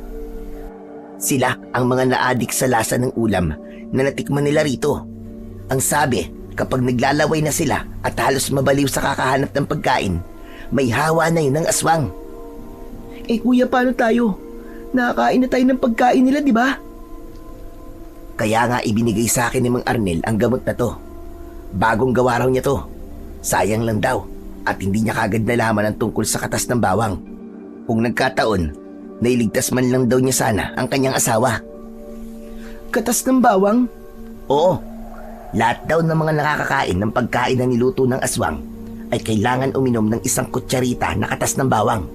Kaya sige na, mauna ka nang uminom. Hindi na kami nagdalawang isip. Agad kaming uminom ng katas ng bawang. At pagkahawak ko sa tungkod ko, naramdaman ko na ang pag-iinit nun. Patunay na aswang nga ang mga kasama namin sa karinderya. Kaya hindi ko naramdaman ang pag-iinit ng tungkod dahil nasa ilalim kami ng kapangyarihan ng mga aswang na asbo. Pagsapit ng gabi, naramdaman namin na sinilip kami sa higaan ni na Lolo Puti at Ate Isabel. Nagkunwari kaming natutulog. Maya-maya pa ay lumabas sila ng aming kwarto. Kuya, tara na. Kailangan na nating umalis dito. Akma na sana kaming lalabas at dadaan sa bintana nang marinig namin ang pinag-uusapan ng maglolo. Siguro, kailangan na nating hatulan ng magkapatid. Huwag na nating hintayin ang piyesta para gawin silang bagong kasapi natin. Tama ka, mahal ko. Nakakahalata na sila. Nararamdaman ko na meron silang binabalak laban sa atin. Nagulat kami sa aming narinig. Tinawag ni Ate Isabel na mahal ko si Lolo Puti. Nagkatinginan kami ni Kuya at bakas ang labis na pagtataka. Si Kuya Digong naman ay hindi makapaniwala na ang magandang babae na si Ate Isabel ay asawa pala ni Lolo Puti at hindi totoong apo. Hala, paanong nangyari yun? Hinala ko, Kuya. Ang nakikita nating anyo ni Ate Isabel ay panlilinlang lang at hindi totoo ang kanyang itsura. Diyos ko, hindi ko akalain na ang mga aswang ay may ganong klaseng kakayahan. Kailangan natin silang maunahan, Kuya, bago pa nila magawa sa atin ang kanilang mga binabalak. Tuluyan na kaming tumakas sa lugar na yon. Dumaan kami sa bintana. Tinahak namin ang daan papunta sa bahay ni Mang Arnel. Ngunit hindi namin inaasahan na merong naghihintay sa amin na mga nilalang na mukhang aso. Lahat sila ay umaangil. Ang iba naman ay may hila pa na katawan ng isang tao. Balak siguro nilang dalhin sa karinderya ng maglolo. Kuya, paano to? Anong gagawin natin? Nakita na nila tayo. Hindi tayo papahuli sa kanila ng buhay. Ngayong alam na natin na marami ang mga ngalib na buhay kapag wala tayong ginawa. Mas kailangan natin silang labanan para iligtas ang ibang tao na mabibiktima pa nila. Agad na umayos ang pwesto ni Kuya Digong. Itinutok niya ang punyal na ibinigay sa kanya ni Mang Arnel. Kumislap yun sa liwanag ng sikat ng buwan, kaya napaatras ang mga kalaban. Samantalang ako naman ay lumayo sa tabi ni Kuya at itinutok rin sa kanila ang aking tungkod. Diyos ko, kayo na po ang bahala sa amin ng kuya ko. Pagkatapos kong magsabi ng panalangin sa Panginoon, bigla kaming inatake ng mga aswang. Sinalubong ko naman sila ng palo na tumama naman sa kanilang tagiliran. Umangil sila at nahati ang pangkat. Tig-apat kami ng kalaban. Pinalibutan nila kami habang nakadipa ang kanilang mga braso. Inatake nila kami ng kalmot. Ngunit mabilis naman kaming nakakaiwas. Gumanti ako sa kanila ng malakas na sipa na direktang tumama sa kanilang dibdib. Si Kuya Digong naman, nilaslas niya ang leeg ng kanyang mga kalaban. Sinundan ko yun ng hampas ng tungkod sa kanilang tiyan. Nagkikikisay ang kanilang katawan habang tumitirik ang kanilang mga mata. Nang makita namin na wala na silang buhay, agad kaming tumakbo, papalayo sa lugar na yon. Bilisan mo, Tano! Sa igay ng mga aswang kanina, natitiyak ko na naririnig tayo nila Ate Isabel at Lolo Puti. Baka nga sa mga sandaling to, alam na nilang wala na tayo sa loob ng kwarto natin. Pagod na ako, kuya. Nangihina na ang katawan ko. Tiisin mo lang, Tano. Ang mahalaga, makarating tayo sa bahay ni Mang Arnel. Bilis! Halos hindi lumapat ang aming mga paa sa lupa habang kami ay tumatakbo. Mabilis naming tinahak ang daan papunta sa bahay ni Mang Arnel. Maya-maya pa ay narinig namin ang malakas na alulong mula sa mga aswang na asbo. Kuya, hintay sandali. Sandali lang. Magpahinga naman na tayo. Pagod na ako. Hindi tayo pwedeng tumigil sa pagtakbo. Baka maabutan nila tayo rito. Konting tiis na lang at mararating na natin ang bahay ni Mang Arnel. Akma na sana kaming aalis sa lugar na yon nang makita namin ang dalawang batang palaboy na pinaliligiran ng tatlong aswang. Anak naman ng 7 kamote, oo. May 2 bata na nalalagay sa panganib. Kuya, hindi ba't ang isa sa mga batang yun ay ang napagtanungan natin? Kuya, may maililigtas tayong buhay. Tiyak na may hawa sila ng aswang. Tulungan natin sila. Hindi na kami nagdalawang isip na tulungan ang 2 batang palaboy. Kahit pagod na ako, ng mga sandaling yon ay nakipaglaban pa rin kami sa mga aswang. Mataas akong tumalon para sana atakihin ito ng palo sa ulo. Subalit humarap sa akin ang aswang at sinalubong niya ako ng malakas na suntok na tumama naman sa aking panga. Pasadsad akong bumagsak sa lupa. Naramdaman ko ang pagkahilo. Kaya naman, pasuray-suray ako nang ako'y tumayo. Tano, ayos ka lang ba? Hoy, Tano! Sumagot ka! Ha? Ayos lang ako, kuya. Nang matiyak ni Kuya Digong na ayos lang ako, galit na binalingan nito ang kalaban niya. Nilaslas niya ang leeg ng mga aswang habang ang 2 batang iniligtas namin ay nagyakap dahil sa labis na takot. Agad akong lumapit sa kanilang kinaroroonan at pinrotektahan ko sila. Nakipaglaban ulit ako sa aswang na sumuntok sa akin. Ibinuhos ko sa kanya ang galit ko sa pamamagitan ng pagpalo ng magkakasunod sa kanyang tiyan. Umikot ako at sinipa ko siya ng malakas na tumama naman sa kanyang panga. Bumagsak siya sa lupa habang nagkikikisay ang katawan at nakatirik pa ang kanyang mga mata na bumubula ang bibig. Tuluyan siyang namatay dahil sa malalim na sugat sa kanyang katawan. Maya-maya pa ay bigla nang tumahimik ang paligid. Ayos na. Napatay na natin ang mga aswang, Tano. Tara na, umalis na tayo rito. Isama natin ang 2 bata sa bahay ni Mang Arnel. Halina kayo mga tol. Kailangan niyo sumama sa amin para matanggal ang hawa sa inyong katawan. Huwag kayong matakot sa amin. Mababait kami. Ligtas na kayo. Agad silang sumama sa amin ni Kuya. Ngunit bakas pa rin sa kanilang muka ang takot. Malalaki ang hakbang ng aming mga paa na tinahak namin ang daan papunta sa junk shop ni Mang Arnel. Nadatnan namin na gumagawa siya ng sangkap na pangontra laban sa mga aswang. Bahagya pa siyang nagulat nang makita kami.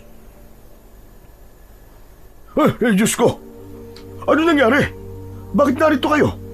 Akala ko ba magmamatsyag kayo sa maglolo? Mang Arnel, hindi na po namin kailangan bantayan ng maglolo dahil nakumpirma na po namin na mga aswang nga sila.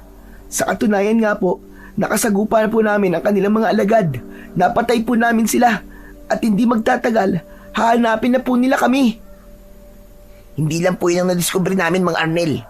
Hindi totoong maglolo sina Ate Isabel at Lolo Puti, kundi mag-asawa sila.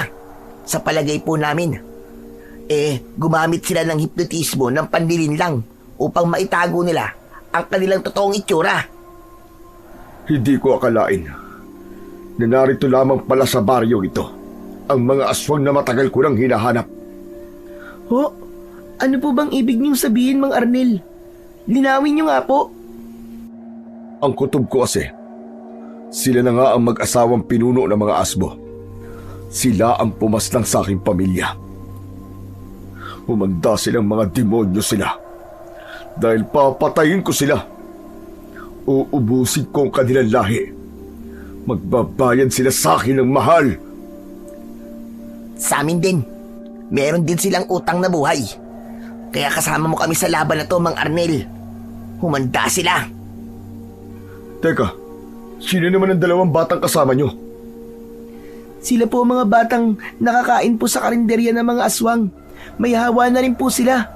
Naabutan po namin sila kanina, muntik na pong atakihin ng mga aswang.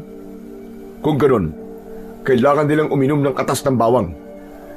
Agad silang pinainom ni Mang Arnel ng katas ng bawang. Pagkatapos ay pinagpahinga niya muna ang 2 bata sa kanyang silid. Naiwan naman kami ni Kuya sa tabi ni Mang Arnel. Tumulong kami sa paggawa niya ng mga pangontra laban sa mga aswang. Kailangan ninyong magdikdik ng maraming bawang. Pagkatapos ay ihahalo natin sa asin at kalawang mula sa bakal at lata. Natitiyak ko na marami ang mga asbo na nagbabantay sa mag-asawang yon. Kaya kakailanganin natin ang maraming panlaban sa kanila. Ano po ba ang epekto ng mga yan? Sa katawan po ng mga aswang, Mang Arnel? Malupit to. Masusunog sila at magiging abo ang kanilang katawan. Kahit wala ang presensya ng araw. Kontra ito sa langis na ipinapahid nila sa kanilang balat. Sa pamamagitan ng pangontra na to, mapipigilan ang pagpapalit nila ng anyo. Napakunot ang aking ulo dahil para bang minsan ko na rin yung narinig mula kay Lolo Puroy. Paano kaya nalaman ni Mang Arnel ang tungkol sa bagay na yun? Nawala ang aking pag-iisip sa bahagi na yon ng aking alaala nang biglang nagsalita si Mang Arnel. Ito ang dahilan kung bakit bumibili ako ng latat bakal. Tinitik-tik kong kalawang para isama sa asin at bawang. Ayon kasi sa taong nagturo nito sa akin, mabisa raw itong pangontra upang matalo ang malakas na dugo ng aswang. Ang mga bote naman po, saan niyo po gagamitin yun? Lalagyan natin ng mga yun ng gasolina. Matagal ko nang pinaghanda ng pagkakataon na to. Ang mabigyan ng ustisya ang mga taong pinatay ng mga aswang. Pasasabugin natin ang lungga ng mga aswang, pati na ang kinaroroonan ng karinderya. Nakakakilabot naman po pala ang karinderya na yun, Mang Arnel. Grabe. Tama ka, Tano. Dahil masahol pa sa demonyo ang mga nilalang na nagtatago roon.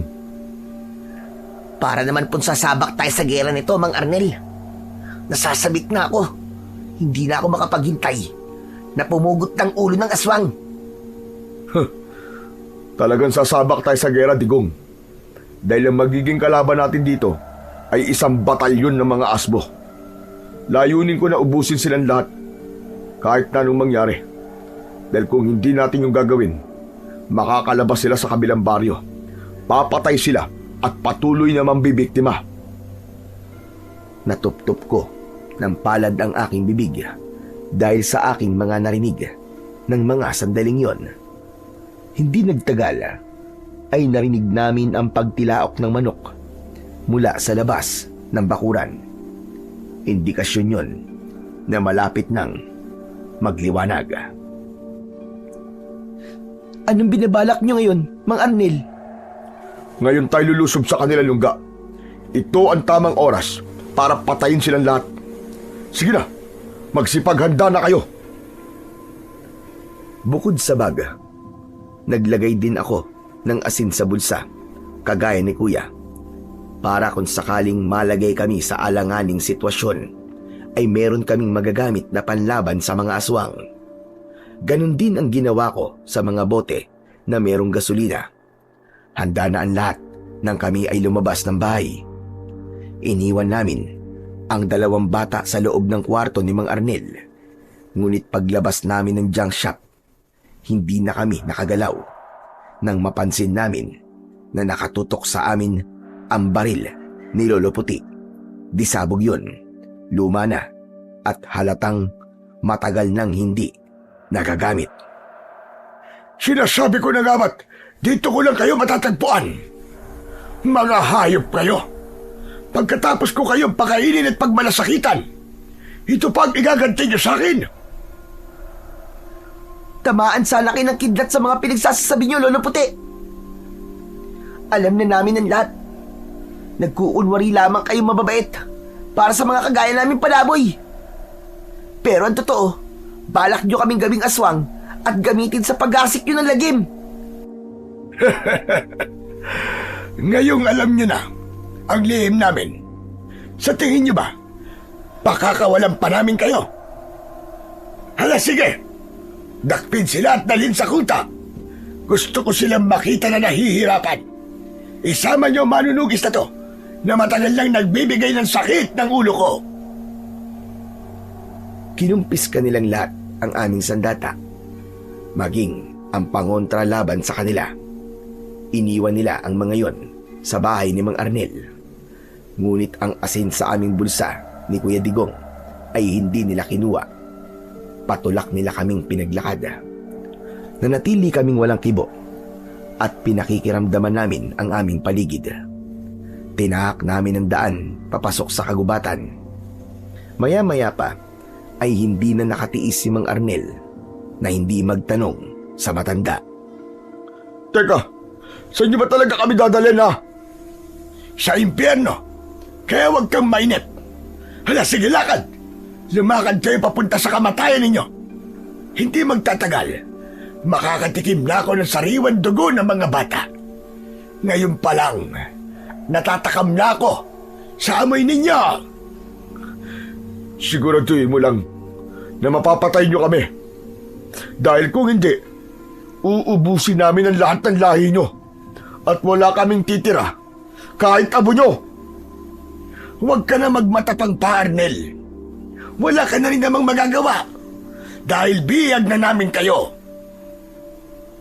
Hindi na nakipagtalo si Mang Arnel kay Lolo Puti. Sa halip, ibinaling namin ang aming atensyon sa daan. Ilang minuto pa ang lumipas, narating namin ang kuta ng mga aswang. Nanlaki ang aking mga mata nang tumambad sa aming harapan ang maraming kabataang palaboy na nakagapos din ang mga kamay. Umiiyak sila habang nakakulong sa hawla na gawa sa bilog na kahoy. Maligayang pagdating sa aking kaharian. Dito ko kayo sabay-sabay nakakatayin upang ipamahagi sa mga alagad ko ang inyong mga laman loob. Mamayang pagsapit ng hating gabi, matitikman ninyong lahat ang aking parusa. Pero bago yon, pahihirapan ko muna kayo ng gusto.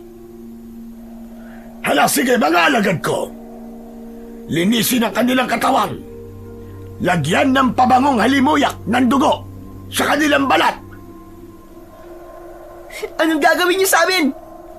Anong gagawin niyo sa amin?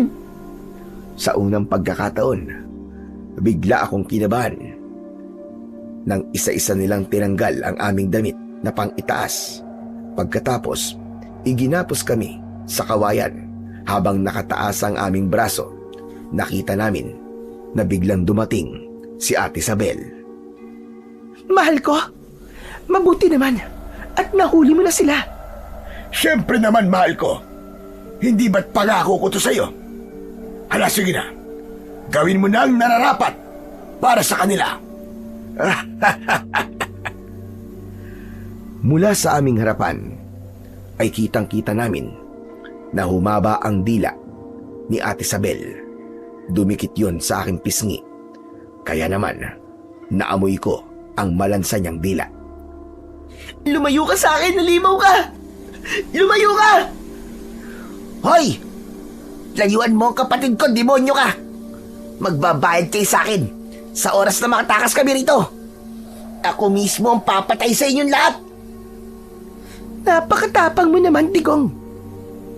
Hindi ba't gandang-ganda ka nga sa akin? Dati yon, nung hindi ko pa alam na isa kang demonyo. Ngumisi ng nakakakilabot si Ate Isabel. Pagkatapos ay tumambad sa aming paningin ang totoo niyang itsura. Isang matandang hukluban. Kulubot ang kanyang balat.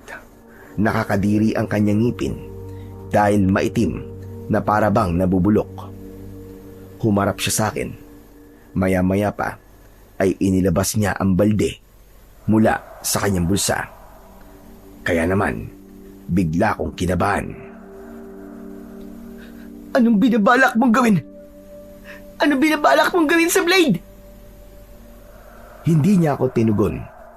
Sa halip, tumawa siya ng malakas at pumwesto sa aking likuran. Pinakiramdaman ko ang aking sarili. Maya-maya pa ay naramdaman ko ang pagguwit ng blade sa aking balat sa likod.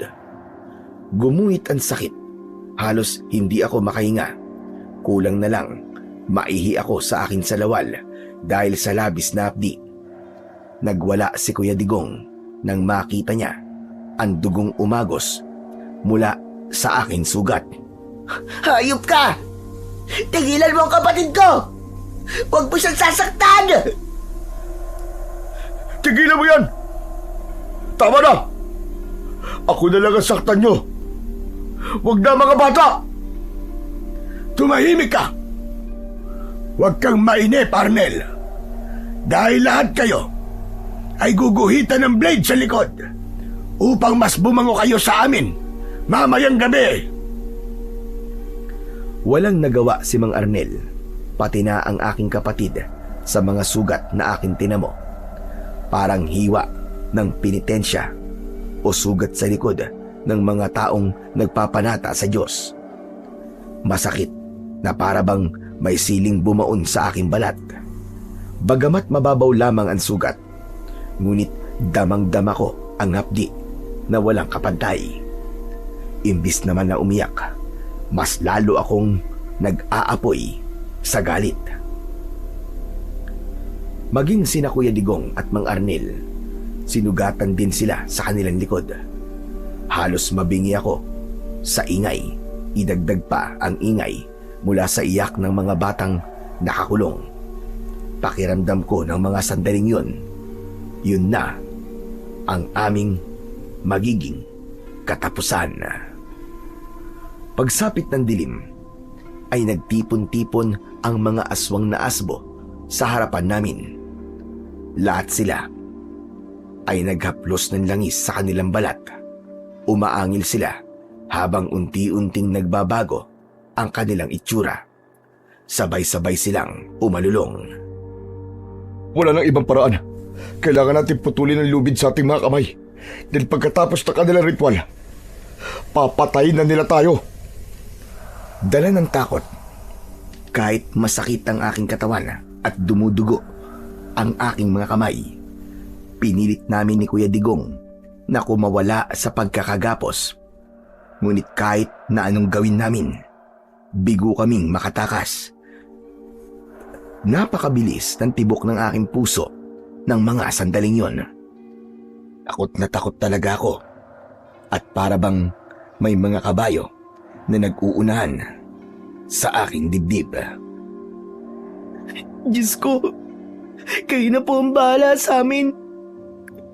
Huwag niyo pong hayaan na malaig po ang kasamaan laban sa kabutihan. Gabayan niyo po kami, O Panginoon. Narinig ni Lolo Puti ang aking panalangin, kaya umalingaw-ngaw ang malakas nitong halakak sa paligid. Wala nang magagawa ang panalangin mo sa Panginoon mo. Dahil ngayong gabi, hahatulan na namin kayong lahat. Hindi nagtagal, ay sabay-sabay silang umatake. Nang malapit na sila sa aming kinaroroonan, humarang sa aming harapan ang dalawang bata na tinulungan namin. Dinala nila ang aming sandata at nagpakawala sila ng mga dinamita. Sumabog ang mga yon sa bawat sulok ng kuta ng mga aswang na asbo, habang ang mga asin naman ay tumatama sa katawan ng mga ito. Marami ang nasunog at naging abo dahil sa ginawa ng dalawang bata. Natakot ang ibang aswang na lumapit sa amin.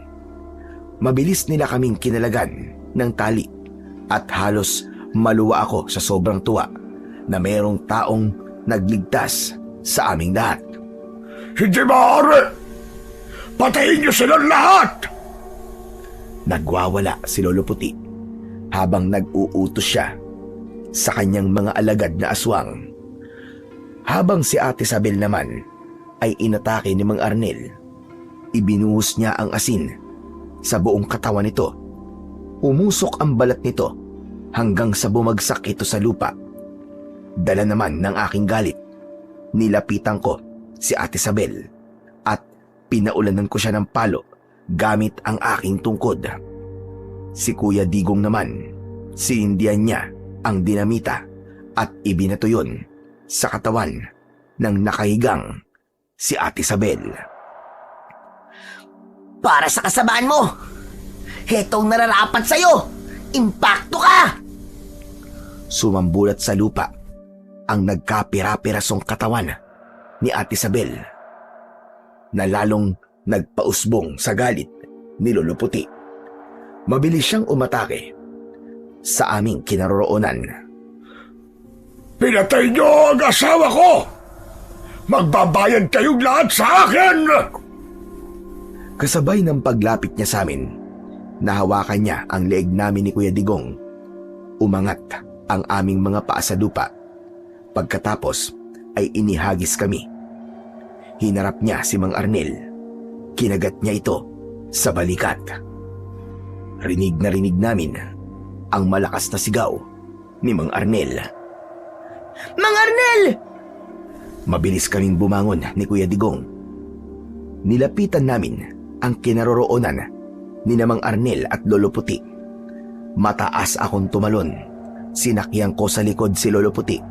Si Kuya Digong naman ang sumaksak sa likod ng pinuno ng mga aswang. Dumukot ako ng asin sa aking bulsa at inihilamos ko yun sa kanyang muka. Aray! Ang sakit! Wala akong makita! Ang mga mata ko! Nagwala ang aswang. Pilit niya kaming kinakapa. Nagkatingin ng kaming tatlo at sabay namin siyang inatake gamit ang aming mga sandata. Nilaslas ni Kuya ang leeg ni Lolo Puti habang si Mang Arnel naman sinubuan niya ng purong kalawang ang bibig ng aswang, kaya nagbago ang anyo nito at naging isang tao na nanghihina. Bilang huling pag-atake, 5 magkakasunod na palo ng tungkod ang ginawa ko sa pinuno ng mga aswang na tumama naman sa kanyang hubad na katawan. Bumagsak siya sa lupa habang nagkikikisay ang kanyang katawan at tumitirik ang kanyang mga mata habang nagkakakawag ang kanyang mga kamay. Hinampas ko siya ng paulit-ulit habang binabanggit ko ang pangalan ng aking mga magulang. Hayop kang aswang ka! Para to kay Lolo Puroy! At ito naman, para sa aking mga magulang na sina Tario at Linda na pinatay mong demonyo ka! Lumapit si Kuya Digong sa kinaroroonan ng naghihingalo na si Lolo Puti. Ito naman, para sa aking 2 kapatid na pinatay mo rin! Katapusan mo na! Isang malakas na pagsaksak sa dibdib ang ginawa ni Kuya Digong kay Lolo Puti gamit ang kanyang punyal. Hindi pa siya nasiyahan, ipinagdiinan niya to ng gusto hanggang sa bumao nito sa kanyang puso. Kasabay ng pagbuhos namin ng asin sa kanyang katawan, nagliyab siya at naging abo na kumalat sa lupa. Nang mawala ang ingay sa paligid, tapos na rin ang 2 batang lalaki sa pagliligtas sa mga biyag. Nang humarap kami kay Mang Arnel, ay hindi ito makapagsalita. Mang Arnel, ano po nangyayari sa inyo? Wala na po mga kalaban. Patay na po pati ang pinuno nila. Kanina, narinig kong binanggit niyo ang pangalan ng mga pamilya ninyo. Totoo ba ang mga narinig ko? Napuroy ang pangalan ng lolo ninyo? At Tario at Linda naman, ang pangalan ng mga magulang nyo? Opo, bakit po Mang Arnel? Bakit namumutla po kayo? At naluluwa po ang inyong mga mata, Mang Arnel? Diyos ko, salamat. Salamat dahil buhay kayo. Hindi totoong naubos ang pamilya ng kapatid ko. Dahil buhay pa pala ang kanyang mga anak. Mang Arnel, ano pong ibig niyo sabihin? Ako ang kapatid na bunso ng tatay ninyo na si Tario. Ako to. Ako ang inyong tiyo Barnelio. ang bunsong anak ni Tatay Puroy. Saka ko lamang naalala ang itsura ni Mang Arnel na nakita ko sa larawan na nakadisplay sa bahay ni tatay. Magkasama sila sa larawan na matagal nang iniingatan ng aking ama. Hindi ako makapaniwala. Biglang nanginig ang aking labi nang tumingin ako kay Mang Arnel. Ganon din si Kuya Digong na hindi napigilan ng sarili at naluluwa na napayakap dito ng mahigpit. Siya pala ang aming tiyo. Chong, natatandaan ko na po kayo. Kayo nga po ang kapatid ni tatay. Pasensya na po, Chong.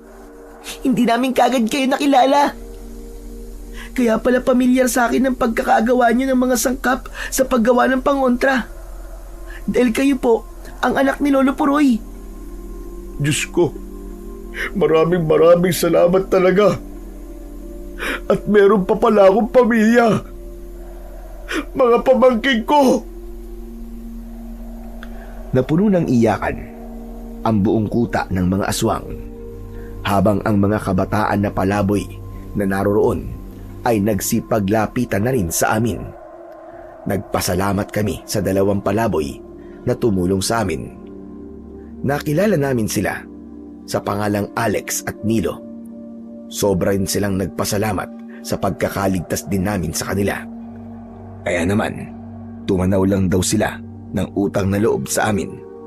Napatunayan ko na ang bawat kabutihan talagang ginagawa natin sa kapwa ay palaging meron ding kapalit na kabutihan.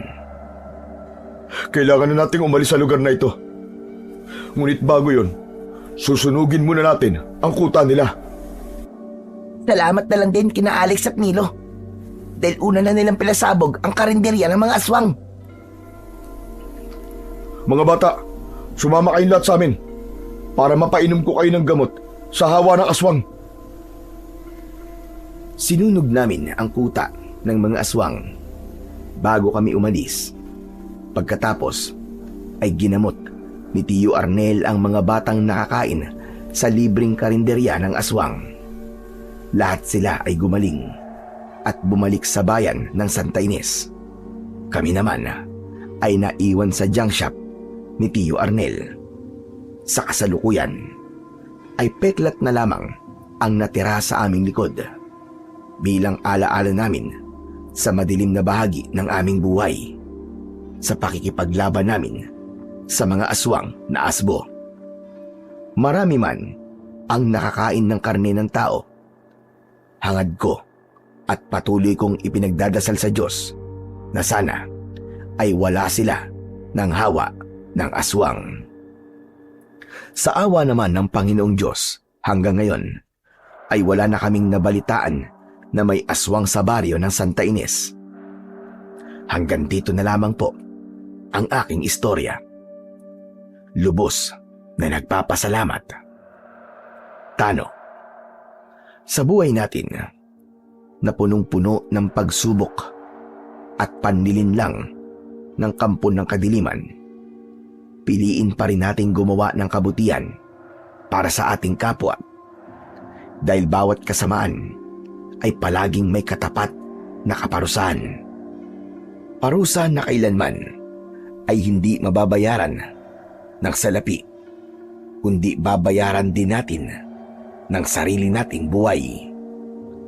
Palagi rin tayong hihingi ng gabay sa ating dakilang lumika sa mga pagsubok na ating haharapin, dahil palagi siya magpapadala ng tulong para sa atin mula sa kanyang mga anghel na ipinadala niya sa lupa.